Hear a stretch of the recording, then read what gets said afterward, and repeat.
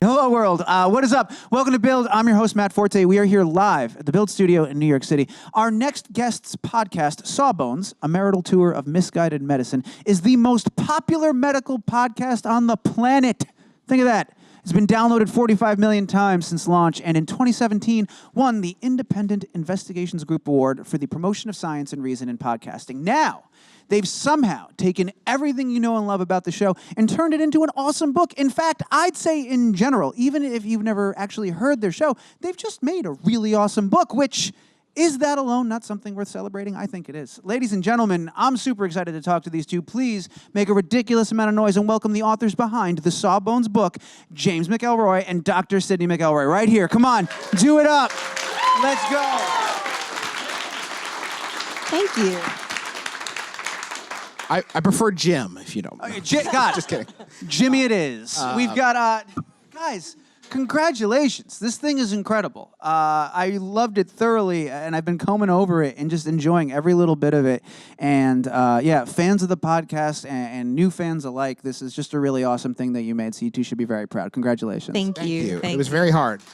We're super proud. Thank you so much for carving out some time to come and hang out with us. I'm super excited you guys are here. We have a ton of fans, which is awesome.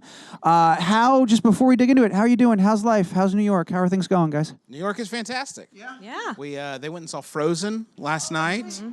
It was wonderful. I took my daughter Charlie, who's 4, and she was in awe. It was amazing. I stayed in the hotel room and watched half of Deadpool 2 and fell asleep.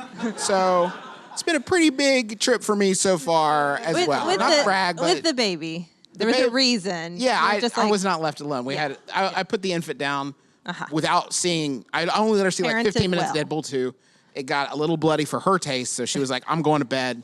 Night, Dad." A lot of the references fly over. Yeah, she doesn't get a lot. That's the thing. She didn't even see the first one because she was in utero. So it's like, she's not going to get a lot of the gags. Can't hold that against her. No, well, I did actually. In the moment.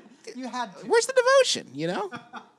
I went to the late night screenings of Lord of the Rings. You know, if you care about an IP, you're there supporting it. You weren't 8 months old. What? No, I was, that's fair. I wasn't 8 months old. That's true. That's a good point. But you were there, and that's what matters. I was there. You support those IPs. An adult. That's right. Well, that's great. I'm glad the trip has been awesome so far. I hope to continue the awesome streak. I really am excited to talk to you about how this whole thing came together. But right now, let's live in the now, live in the moment. Has it been surreal? Here we are 1 week removed from the release of this incredible book. It's a real thing. There's stacks of it. People are holding it. How is that feeling right now? What is that like for you guys? It's amazing. From when we first started talking about pretty early on, like, hey, this could make a neat book someday, what we do here, to the realization of what it looks like and feels like the actual physical object. It's just amazing. It's been wonderful.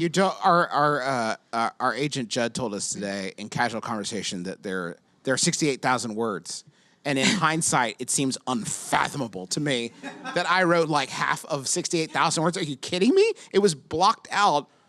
We could only write it when our kids are asleep at night. So this book was written entirely between like 9 and 11 weeknights for a year and a half, whatever it took us to write it. It was extremely slow going. So it's wild to see it like actually physically manifested. It's amazing.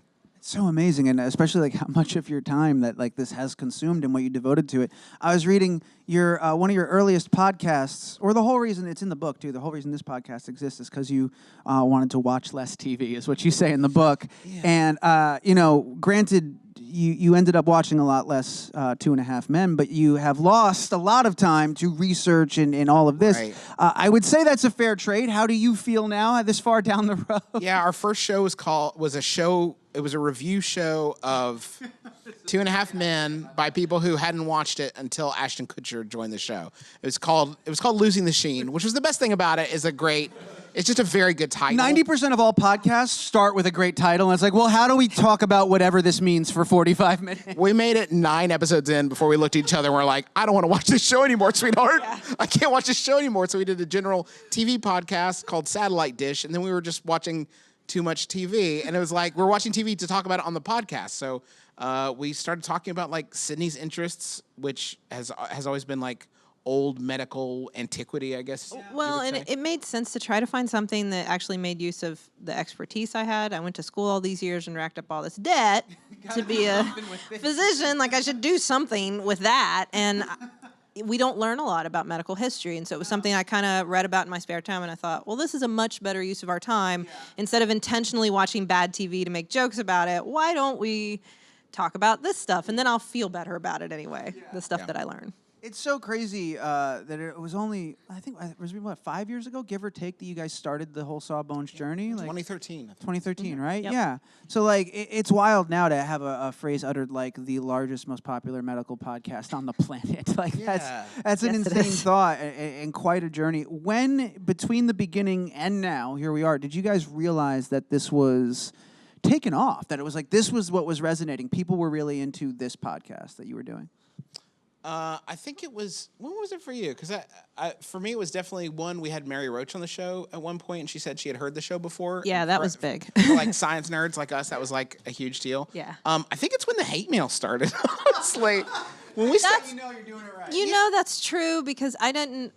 Justin kind of knew what we were doing in terms of downloads, but I didn't really ever pay attention to that, so I didn't. it's just about the know. art for Sydney. She's not going to get No, hung up on numbers. I really loved doing it, and if 5 people listened and loved it, I really felt like that was worth it. So it wasn't so much about how many people are listening, and people are positive and will let you know that. But man, when they don't like something you say, way more people let you know that. So I think that's true. Yeah, I don't know how often you all talk about fluoride on this show, but please be very careful We about deliberately don't a bring it up. pro-fluoride message because No. people are very aggro about fluoride. That may have still. been the moment. Yeah. Yes, Fluoride. the fluoride, people- and I was like, people wow, a lot of people are listening because they're so mad. Listen, I sat back and listened when you talked about drilling holes in people's heads and drinking your own poop for scientific testing. But fluoride, come on. That's Bridge obviously too far. it's government poison. Yeah, we take a lot of firm stances here on Build. We have been deliberately gray on fluoride for that very Yeah, reason. excellent. That's That is, smart. you don't want to mess with the fluoride You, camp. you have your safety to consider here. You can't